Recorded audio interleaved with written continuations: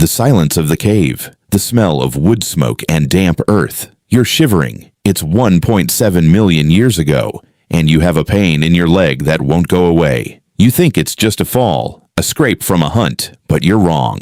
Deep inside, a single cell has forgotten its instructions. It's replicating, it's mutating, it's building a fortress of rogue tissue inside your bone. We love to tell ourselves a fairy tale. We tell ourselves that cancer is a modern monster, a toxic byproduct of our processed, polluted 21st century lives. We point at the factories, the screens, the lab-grown food, and the chemicals in our water. And while those things definitely don't help, the idea that cancer is a modern disease is a lie. It is the oldest adversary we have. It was here before the first city was built, before the first word was written, before the first fire was stoked. It's not just a human problem, it's a life problem. And to understand how to beat it, we have to look back at the fossils that prove it's been trying to kill us since the dawn of time. In 2016, in a remote cave system in South Africa, scientists made a discovery that changed everything we thought we knew about disease. They found a piece of a foot bone belonging to an Australopithecus, or an early member of the Homo genus. It was 1.7 million years old. When they ran the imaging, they didn't find a clean break or an infection from a predator. They found clear, unmistakable signs of osteosarcoma, a malignant bone cancer. This creature was alive long before the agricultural revolution, long before pollution existed. This was a tumor in a creature that walked the earth in a world of pure nature. And it wasn't just them. Around that same time, evidence of benign spinal tumors appeared in other remains. Scientists call these neoplasms. Finding them in fossils from nearly 2 million years ago tells us one cold, hard truth. Cancer is not a malfunction of our modern lifestyle. It is a fundamental glitch in the software of multicellular life. Any organism that has cells that divide trees, fish, dinosaurs, early humans carries the risk of cancer. Every single time a cell divides, it copies its DNA. And sometimes, just sometimes, the copier makes a mistake. Most of the time, the body catches the error, it repairs the code, or tells the cell to self-destruct. But when that system fails, the cell survives, it divides, and it grows into a mass. It's an evolutionary puzzle that has been with us for millions of years. So, if it's always been here, why don't we see more of it in the fossil record?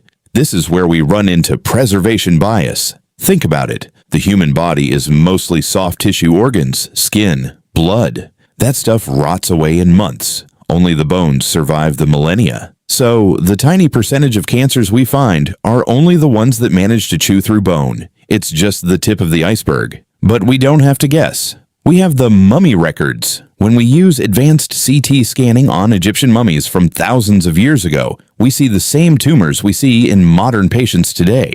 They were dealing with it then too, and they wrote about it. Look at the Edwin Smith Papyrus, dated to 1600 BCE. This is arguably the first medical textbook in history. A doctor describes a bulging tumor of the breast and writes with heartbreaking honesty, "There is no treatment." They felt the same despair we feel today. They didn't have the words for oncology or chemotherapy, but they had the observation. Hippocrates, the father of medicine, is famous for naming it. He looked at the swollen veins radiating from a breast tumor and thought they looked like the legs of a crab carcinose. He knew the tumor was grabbing the healthy tissue.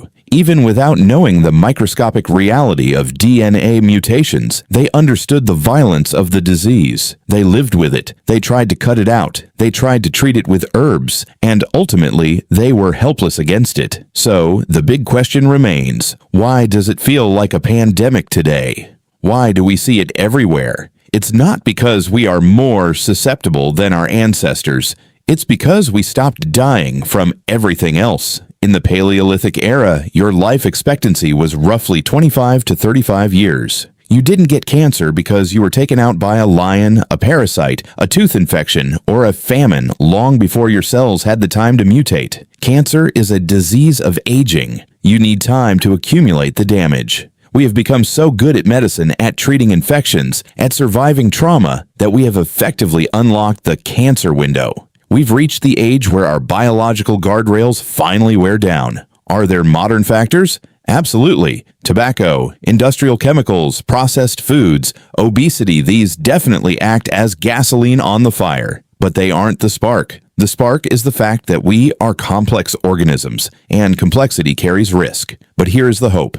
If cancer is an ancient evolutionary puzzle, then the answer is hidden in the evolutionary history of other species. Look at elephants. They are massive. They have trillions of cells by every rule of biology. They should be riddled with cancer, but they aren't. They have evolved extra copies of a gene called TP53, the guardian of the genome. It acts like a superpowered security system that identifies damaged cells and forces them to commit suicide before they can become a tumor. Scientists are now reverse engineering these ancient survival strategies to build new treatments. We are finally learning to fight back with the same evolutionary tools that have kept other species alive for millions of years. Cancer is our oldest adversary. It was in the cave with us. It was in the pyramids with us. But for the first time in 2 million years, we aren't just observing it, we are decoding it. The battle has been raging since the beginning, but we are finally writing the final chapter.